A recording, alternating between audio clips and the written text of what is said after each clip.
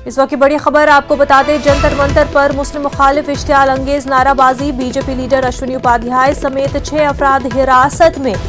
अश्विनी उपाध्याय समेत 6 अफराद की गिरफ्तारी का इम्कान है। इस पूरे मामले में आपको बता दें, जंतर मंतर पर मार्च का इनकाद हुआ था जिसमें मुस्लिम मुखालिफ इश्तियाल अंगेज नारेबाजी हुई थी।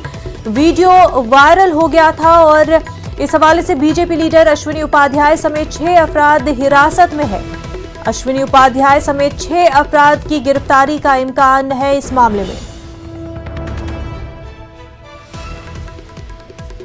तो जंतर मंतर पर यूनिफॉर्म सिविल कोड के मुतालबे के साथ साथ कॉलोनियल एरा के रूल्स को खत्म करते हुए मार्च का इनकाद हुआ था। अश्विनी उपाध्याय की क़यादत में ये मार्च का इनकाद हुआ था, लेकिन इस मार्च में मुस्लिम मुखालिफ नारे दिए गए, इश्तियाल अंगेज नारेबाजी हुई और इसका वीडियो जो है सोशल मीडिया पर वायरल हो गया। और इस हवाले से बीजेपी लीडर अश्विनी उपाध्याय समेत 6 अफराद हिरासत में हैं जिनकी गिरफ्तारी का इम्कान है।